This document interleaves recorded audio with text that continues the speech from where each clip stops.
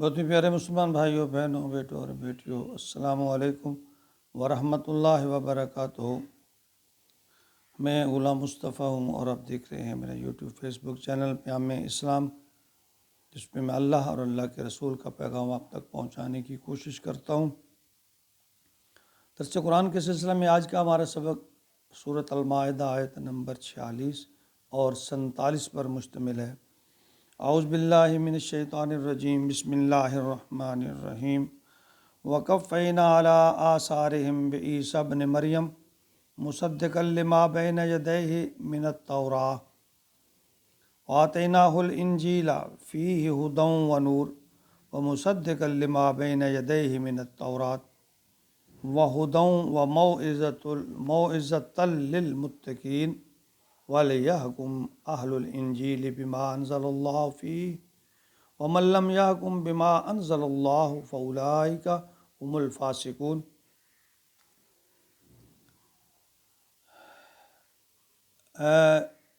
اللہ رب العزت کے احکامات اور قوانین کے مطابق فیصلہ یا عدل جو نہیں کرے، اس کے بارے میں کہا گیا ہے کہ وہ فاسق اور فاجر ہے، گناہ گار ہے، ظالم ہے۔ عیسیٰ علیہ السلام کوئی نیا دین نہیں لے کے آئے تھے، بلکہ جو آسمانی کتاب تورات کے احکامات پہلے تھے وہ ان پر عمل پیرا ہوئے، پھر ان کو تصدیق کرتے رہے۔ انجیل ان کو ملی، اور اس انجیل میں یہ بات مذکور ہے، جس طرح ہمارے لیے ہم سابقہ تمام آسمانی کتابوں پر یقین رکھتے ہیں،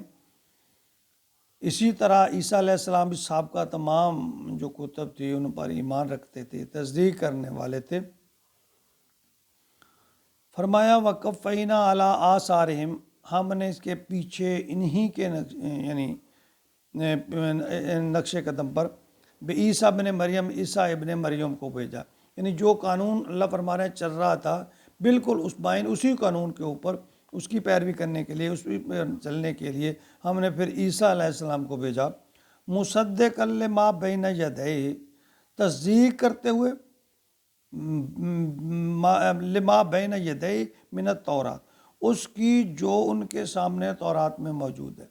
یعنی جو تورات میں جو احکامات شریعہ موجود ہیں عیسیٰ علیہ السلام کے کو ان کی تصدیق کرنے کے لیے،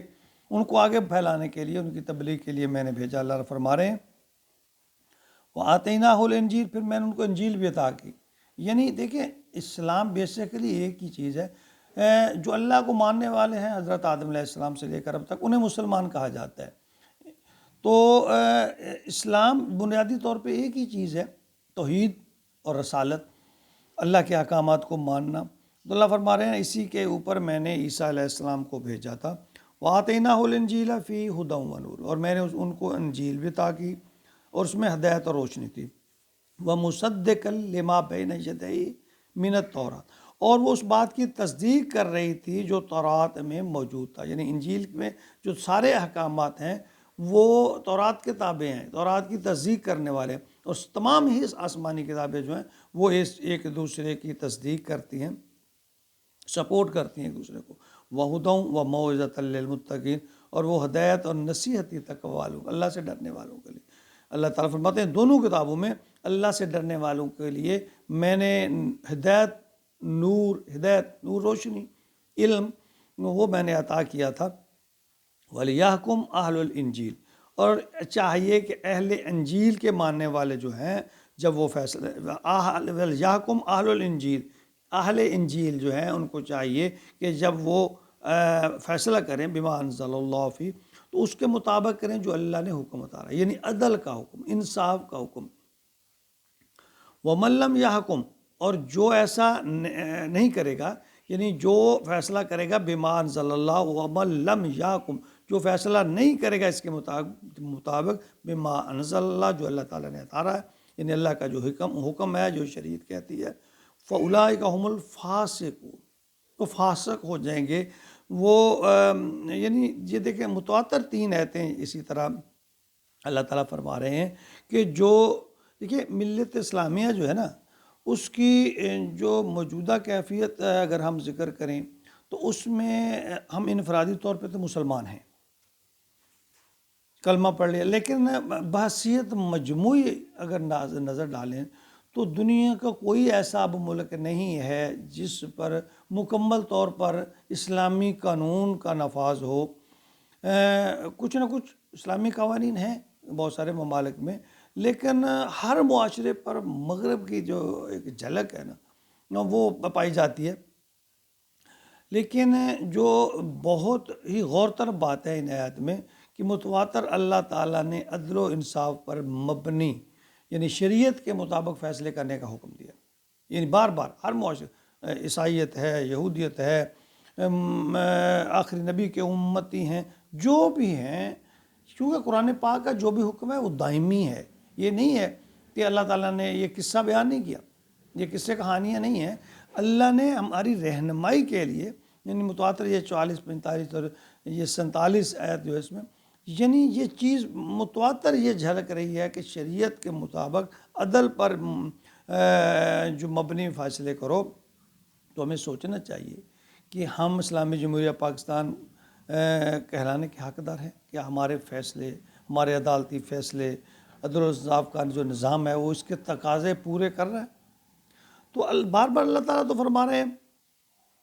کہ اللہ سے ڈرو، لوگوں سے نہ ڈرو، انصاف کے بدلے مول نہ لو، رشوت نہ لو، معاوضہ نہ لو۔ بار بار اللہ تعالیٰ فرما رہے ہیں وَمَن لَّمْ يَحْكُم بِمَا أَنزَلَ اللَّهُ فَأُولَٰئِكَ هُمُ الْكَافِرُونَ، جو میری شریعت کے مطابق، میرے بتائے ہوئے احکامات کے مطابق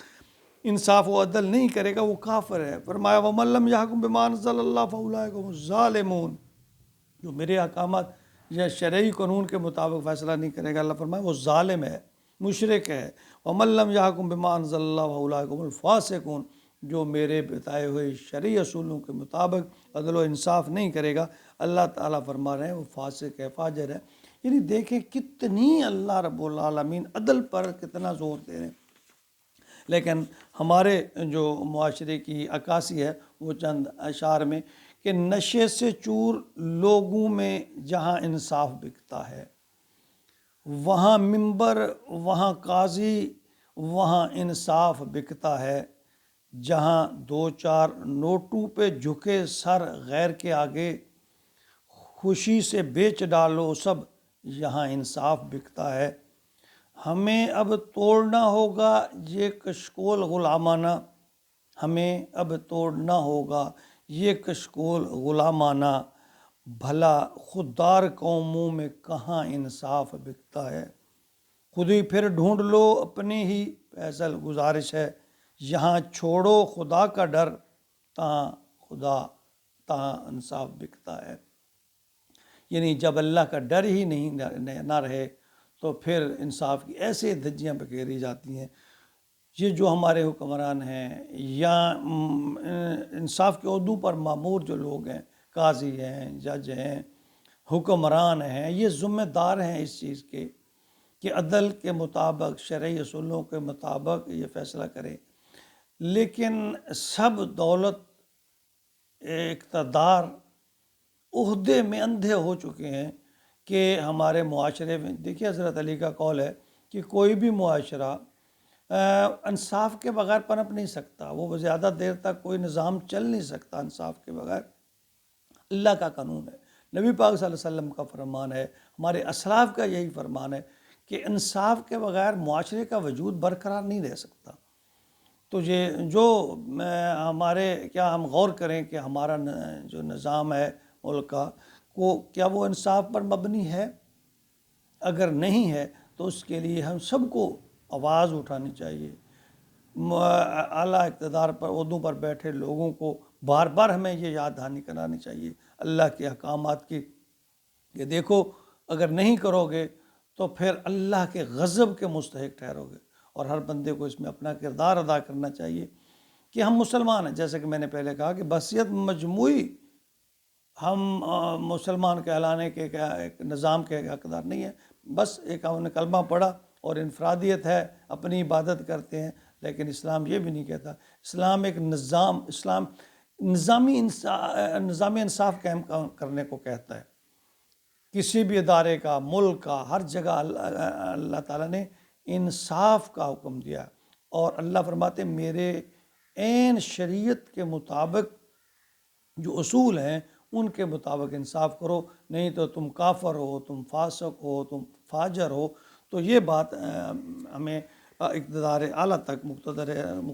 لوگوں تک ہمیں پہنچانی چاہیے، ہمیں اپنے حصے کا اس میں کردار ادا کرنا چاہیے۔ اللہ تعالیٰ ہمارے ملک میں اسلامی نظام حکومت قائم کر دے